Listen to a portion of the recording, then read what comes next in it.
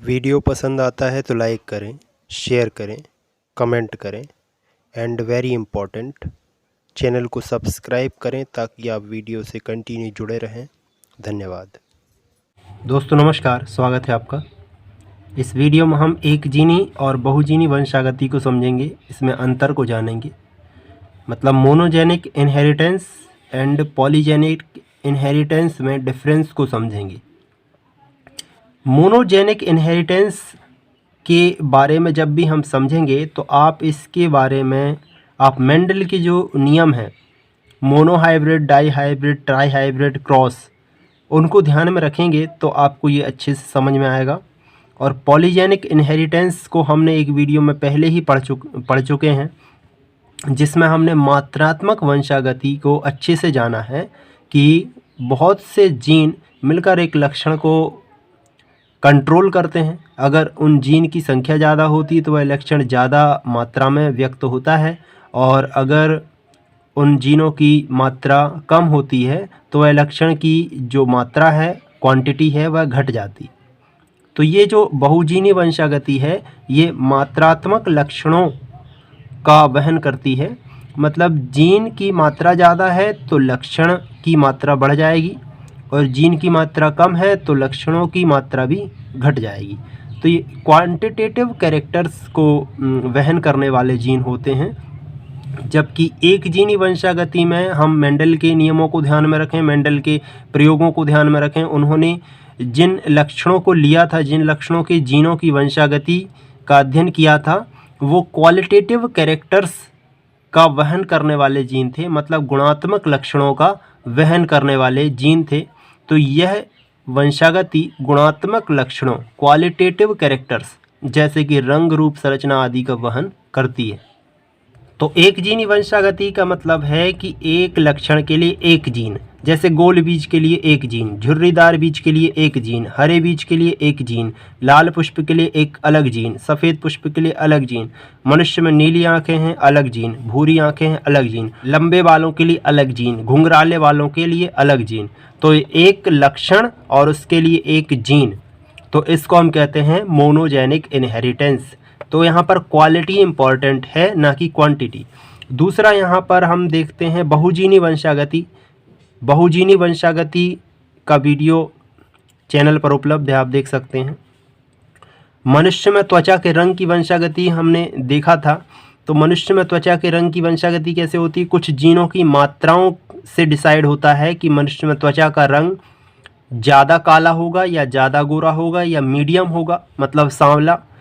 तो कहने का अर्थ है कि दो प्रकार के जीन हैं, उनकी क्वांटिटी निर्धारित करती है मनुष्य में त्वचा का रंग क्या होगा, उनकी मात्राएं निर्धारित करती हैं। अगर गोरेपन के जीन की मात्रा ज़्यादा है तो गोरापन ज़्यादा होगा, अगर कालेपन के जीन की मात्रा ज़्यादा है तो कालापन ज़्यादा होगा, अगर दोनों की मात्रा समान है तो सांवलापन हमें देखने को मिलेगा मनुष्य में। एक दूसरा उदाहरण, गेहूँ में मींगी का रंग, यानी कि लाल गेहूँ, सफ़ेद गेहूँ। तो ये बहुजीनी वंशागति में हम यहाँ पर मात्रात्मक लक्षणों का वहन करने वाले जीनों की बात कर रहे हैं, जो कि मात्रा को डिसाइड करते हैं। जीनों की मात्रा डिसाइड करती है कि जो लक्षण है उसकी मात्रा बढ़ेगी या घटेगी। वहीं यहाँ पर एक जीनी वंशागति में एक जीन ही उपस्थित या अनुपस्थित होता है, तो हम कह सकते हैं कि वह लक्षण व्यक्त होगा या नहीं होगा। तो यहाँ एक लक्षण के लिए एक जीन होता है और वही इन लक्षणों को निर्धारित करता है, इनको अभिव्यक्त करता है, इन लक्षणों को। ठीक है। दूसरा, यह एक जोड़ी विपर्यासी युग्म विकल्पियों द्वारा नियंत्रित होती है। मतलब कि मोनोजेनिक इनहेरिटेंस में एक लक्षण के दो विपर्यासी युग्म विकल्पी पाए जाते हैं। तो जैसे हमने मेंडल के प्रयोगों में देखा था, मटर के पौधे में एक लक्षण लंबाई, जिसमें एक कैपिटल टी जीन था, प्रभावी जीन था लंबेपन का, और एक अप्रभावी जीन था, स्मॉल टी बौनेपन का जीन था। उसी तरह बीज का आकार, गोल आकार के लिए कैपिटल आर जो कि प्रभावी जीन था, और स्मॉल आर जो कि अप्रभावी जीन था। पुष्प का रंग जो कि लाल पुष्प के लिए कैपिटल आर जो कि एक प्रभावी जीन था, और स्मॉल आर एक अप्रभावी जीन था जो सफ़ेद पुष्प के लिए था।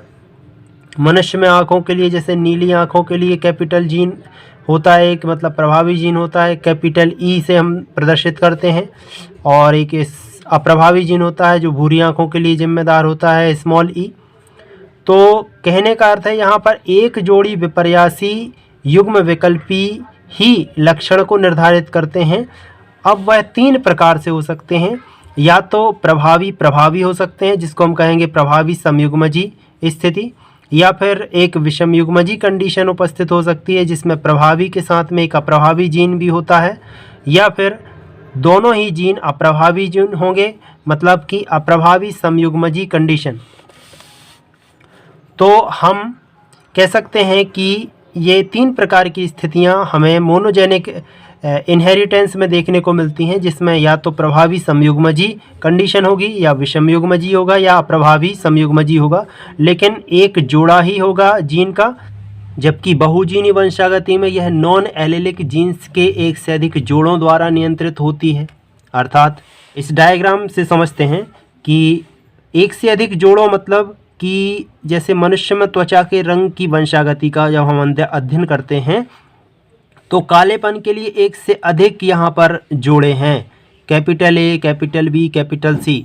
यहाँ पर गोरेपन के लिए अलग एक से अधिक जोड़े हैं, स्मॉल ए, स्मॉल बी, स्मॉल सी। तो यहाँ पर नॉन एलिलिक मतलब एक से अधिक जोड़े यहाँ पर उपस्थित हैं। तो ये आपस में मिलकर इनकी मात्राएं मनुष्य में त्वचा के रंग को निर्धारित करती हैं कि यहाँ पर जो जीन ज़्यादा होगा वह लक्षण ज़्यादा मात्रा में हमें व्यक्त होगा। तो इस प्रकार की वंशागति में लक्षण प्रारूपों की एक विस्तृत सीमा प्रदर्शित होती है, जिसमें कम गोरा, ज़्यादा गोरा, उससे ज़्यादा गोरा, बिल्कुल गोरा, ठीक है, कम काला, उससे ज़्यादा काला, उससे और ज़्यादा काला, बिल्कुल काला। तो इस तरह से कई प्रकार के हमें कैरेक्टर्स देखने को मिलते हैं। तो यहाँ पर एक से अधिक जोड़े निर्धारित करते हैं कि लक्षण क्या होगा। तीसरा, यह 2 भिन्न असतत लक्षण रूप उत्पन्न करती है जो असतत विभिन्नता प्रदर्शित करते हैं। कहने का अर्थ है इस विषम युग्मजी कंडीशन में, इस हेटेरोजाइगस कंडीशन में, जहाँ एक समजात गुणसूत्र पर प्रभावी जीन है, दूसरे गुणसूत्र पर एक अप्रभावी जीन है, तो यहाँ पर दोनों जीन मिलकर एक संयुक्त प्रभाव नहीं दिखाते हैं। यहाँ पर प्रभावी जीन अपना प्रभाव दिखाता है, अप्रभावी जीन अपना प्रभाव नहीं दिखाता है, बल्कि अप्रभावी जीन का जो लक्षण है वह दब जाता है, वह व्यक्त ही नहीं होता है। तो कहने का अर्थ है या तो हमें लंबापन देखने को मिलेगा या बौनापन देखने को मिलेगा, बीच का कोई मध्यवर्ती देखने को नहीं मिलेगा, क्योंकि विषम युग्मजी कंडीशन में केवल प्रभावी लक्षण व्यक्त हो रहा है, अप्रभावी लक्षण व्यक्त नहीं हो रहा है। तो या तो लंबाई, या तो पौधा लंबा होगा या फिर पौधा बौना होगा। बीच में हम लंबाई की और अन्य रूप नहीं देख सकते हैं कि जैसे कि मध्यवर्ती लंबाई है, मिडिल लंबाई है, पौधा ज़्यादा लंबा है, थोड़ा कम लंबा है, फिर उससे कम लंबा है, फिर उससे कम लंबा है, ऐसा हमें देखने को नहीं मिलेगा। मतलब हमें सततता देखने को नहीं मिलेगी, असततता देखने को मिलती है, यानी कि लंबाई देखने को मिलती है या फिर बौनापन देखने को मिलता है। वहीं बहुजीनी वंशागति में यह लक्षण प्रारूप की विस्तृत सीमा प्रदर्शित करते हैं जो सतत विभिन्नता प्रदर्शित करते हैं। मतलब वो ये मनुष्य में जैसे त्वचा के रंग की वंशागति को हमने देखा तो उसमें बिल्कुल कम काला, थोड़ा ज़्यादा काला, थोड़ा उससे ज़्यादा काला, थोड़ा और उससे ज़्यादा काला, बिल्कुल काला, ठीक है। वैसे ही थोड़ा गोरा, फिर उससे ज़्यादा गोरा, फिर उससे ज़्यादा गोरा, फिर और गोरा। तो यहाँ पर लक्षण प्रारूपों की एक विस्तृत सीमा प्रदर्शित होती है। क्यों? क्योंकि जीनों की मात्राएं डिसाइड कर रही हैं कि मात्रा कम से ज़्यादा की ओर, ठीक है, थोड़ा कम, फिर उससे ज़्यादा, फिर उससे ज़्यादा, तो ऐसे एक विस्तृत सीमा प्रदर्शित होती है। जबकि यहाँ पर ये सततता प्रदर्शित करते हैं, यहाँ पर सतत विभिन्नताएं प्रदर्शित होती हैं। मतलब एकदम से ऐसा नहीं कह सकते कि या तो काला होगा व्यक्ति या फिर गोरा होगा, बीच का कोई कैरेक्टर हमें देखने को नहीं मिलेगा। वहीं बहुजीनी वंशागति में प्रभावी जीन अपना योज्य प्रभाव दिखाते हैं जो लक्षण रूप में प्रदर्शित होता है। मतलब कि एडिटिव इफेक्ट दिखाते हैं कि अगर जैसे हम वही मनुष्य की त्वचा में रंग की वंशागति को हम देखें, कालेपन और गोरेपन की जो जीन हैं वो अपना योज्य प्रभाव दिखाते हैं। मतलब काला और गोरा मिल गया तो यहाँ पर हमें सांवला एक लक्षण देखने को मिलेगा, ठीक है ना। मतलब ना तो काला दिखेगा व्यक्ति, ना ही गोरा दिखेगा, तो बीच का कैरेक्टर हमें देखने को मिलेगा। तो यहाँ पर एडिटिव इफेक्ट हमें देखने को मिलता है, लेकिन यहाँ पर एडिटिव इफेक्ट या योज्य प्रभाव हमें देखने को नहीं मिलता है। प्रभावी जीन और अप्रभावी जीन मिलकर दोनों अपना अपना लक्षण व्यक्त नहीं करते हैं। प्रभावी जीन का ही लक्षण व्यक्त होता है, अप्रभावी जीन का लक्षण दब जाता है।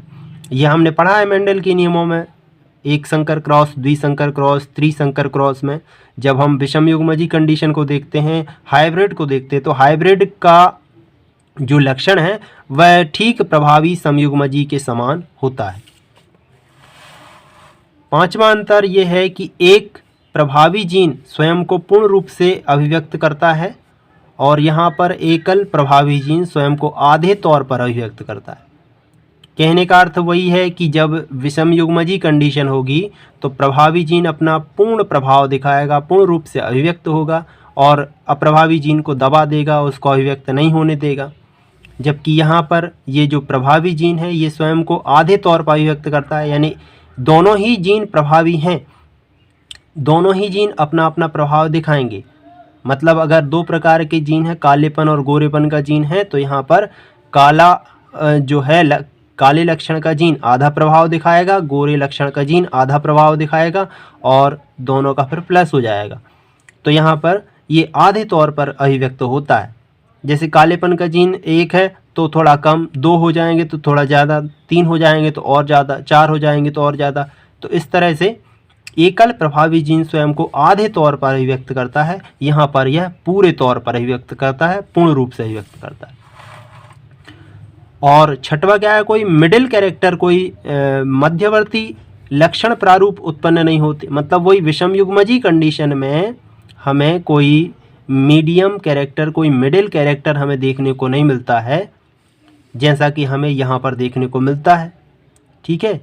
मध्यवर्ती लक्षण प्रारूप यहाँ पर उत्पन्न होते हैं जब जीन आपस में विभिन्न प्रकार के संयोग करते हैं, उनकी मात्राएं डिसाइड करती हैं कि यहाँ पर मिडिल कैरेक्टर क्या होगा।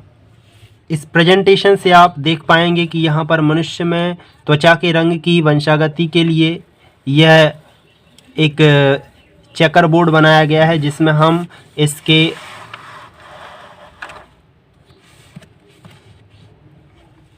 परिणामों को देखें तो बिल्कुल ज़्यादा गोरा, ठीक है, वेरी लाइट ब्राउन, ठीक है, light brown, mulatto, dark brown, very dark brown, pure black. तो कई प्रकार के यहाँ पर हमें लक्षण प्रारूप देखने को मिल रहे हैं, जो कि दो ही प्रकार के जीनों के माध्यम से हैं, लेकिन उनकी मात्राएं यहाँ पर निर्धारित कर रही हैं कि मनुष्य में त्वचा की रंग की वंशागति कैसी होगी। तो एक जीनी वंशागति में हम कोई मध्यवर्ती लक्षण प्रारूप यहाँ पर नहीं देखते हैं। अर्थात प्रभावी जीन और अप्रभावी जीन जब विषम युग्मजी कंडीशन में होते हैं तो हमें केवल लंबाई ही व्यक्त होती है, बौनापन हमें व्यक्त नहीं होता है। क्यों? बौनेपन का जीन अप्रभावी जीन होता है, यह हमेशा समयुग्मजी कंडीशन में व्यक्त होता है। विषम युग्मजी कंडीशन में प्रभावी जीन के कारण यह लक्षण दब जाता है। तो हमें कोई मध्यवर्ती लक्षण देखने को नहीं मिलता है, या तो हमें लंबापन देखने को मिलता है या फिर बौनापन देखने को मिलता है, ठीक है ना। F1 संकर प्रभावी जनक से समानता दर्शाते हैं। मतलब कि F1 पीढ़ी का जो संकर है, हाइब्रिड है, वह हमेशा अपने प्रभावी जनक के समान दिखाई देता है। जैसा कि हमने एक संकर क्रॉस में देखा है, एक संकर क्रॉस में लंबा पौधा और बौने पौधे में जब हम संकरण कराते हैं तो F1 जनरेशन में हमें लंबेपन का और बौनेपन का जो जीन है यह समजात गुणसूत्रों में इस तरह से विषम युग्मजी कंडीशन में होता है। तो हमें यहाँ पर F1 जनरेशन में जो संतति देखने को मिलती है वो एक ही प्रकार की देखने को मिलती है, जिसमें लंबेपन और बौनेपन के जीन होते हैं, और ये जो संतति है ये ठीक लंबे पौधे के बिल्कुल समान होती है। मतलब जैसा लंबा पौधा दिखाई देता है उसी प्रकार से हमें यहाँ पर F1 जनरेशन में ये हाइब्रिड दिखाई देते हैं। मतलब यहाँ पर ये भी लंबे पौधे होते हैं, यहाँ पर बौनेपन का लक्षण व्यक्त नहीं होता है। वहीं बहुजीनी वंशागति में F1 हाइब्रिड दोनों जनकों के मध्यवर्ती होते हैं, मतलब कि एक काले रंग का जीन है और एक गोरे रंग का जीन है, तो यहाँ पर ना तो काला रंग व्यक्त होगा ना ही गोरा रंग व्यक्त होगा, यहाँ पर सांवला रंग व्यक्त होगा। मतलब दोनों ही जीन अपना प्रभाव दिखाते हैं और वो आपस में मिक्सचर हो जाते हैं दोनों लक्षण, तो हमें एक नया लक्षण देखने को मिलता है, एक मध्यवर्ती लक्षण देखने को मिलता है। तो F1 हाइब्रिड जनकों के समान नहीं होता है, जनकों से भिन्न होता है, जनकों के लक्षणों का एक मध्यवर्ती होता है। फिर अगला है कि जीन प्रारूप की लक्षण प्रारूपी अभिव्यक्ति वातावरण से प्रभावित नहीं होती है। मतलब यहाँ पर जिस प्रकार का जीनोटाइप रहेगा उसी प्रकार का हमें लक्षण प्रारूप देखने को मिलेगा। यहाँ पर उस जीव की जलवायु जहाँ पर वह है, वहाँ की जलवायु, वहाँ पर वातावरण का प्रभाव उसके फिनोटाइप पर प्रभाव नहीं डालता है। जैसा जीनोटाइप रहेगा उसी प्रकार का फिनोटाइप हमें देखने को मिलेगा। लेकिन यहाँ बहुजीनी लक्षण प्रारूपी अभिव्यक्ति वातावरण से प्रभावित होती है, मतलब वातावरण का भी प्रभाव पड़ता है फिनोटाइप पर, फिनोटाइप वातावरण से भी चेंज हो जाता है। अगला अंतर है F2 पीढ़ी के सदस्य अपने उच्चतम जनक के प्रभावी एवं प्रभावी से 3:1 के अनुपात में समानता प्रदर्शित करते हैं। कहने का अर्थ है F2 जनरेशन में जो हमें संतति देखने को मिलती है वो 75% यानी कि 3 अनुपात अपने प्रभावी जनक के समान होती है और 25% जो संतति प्राप्त होती है वह अपने अप्रभावी जनक के समान होती है। अर्थात लंबे और बौने पौधे में जब हम संकरण कराते हैं तो F1 जनरेशन में जो प्राप्त होता है उनके बीच में जब हम स्वपरागण कराते हैं और F2 जनरेशन को देखते हैं तो F2 जनरेशन में यहाँ पर ये जो 3 प्रकार की संतति देखने को मिल रही है जो कि 75% है, यह इसके प्रभावी जनक के समान है और यहाँ पर ये जो 25% संतति है यह अपने अप्रभावी जनक के समान हमें देखने को मिलती है। मतलब 25% हमें यहाँ पर बौने पौधे देखने को मिलते हैं और 75% हमें लंबे पौधे देखने को मिलते हैं। जबकि बहुजीनी वंशागति में जब जीन के 3 जोड़े किसी लक्षण को नियंत्रित करते हैं तो केवल 2/64 F2 सदस्य उच्चतम जनक से समानता प्रदर्शित करते हैं, यानी 64 में से 2 सदस्य केवल अपने जनकों से समानता प्रदर्शित करते हैं जो F2 जनरेशन में हमें प्राप्त होते हैं। कहने का अर्थ है इतनी ज़्यादा असमानताएं, इतनी ज़्यादा विभिन्नताएं उत्पन्न हो जाती हैं कि 64 में से 2 केवल अपने जनक से समानता प्रदर्शित करते हैं, बाकी जो हैं बाकी अलग लक्षण प्रारूप हमें देखने को मिलता है। और लास्ट है संतति विश्लेषण। यहाँ पर गिनकर और अनुपात द्वारा किया जा सकता है, यानी कि हम संतति को गिनकर या उनका रेशियो निकाल कर उसका संततियों का विश्लेषण कर सकते हैं। यहाँ पर संतति का विश्लेषण सांख्यिकी रीति द्वारा होता है।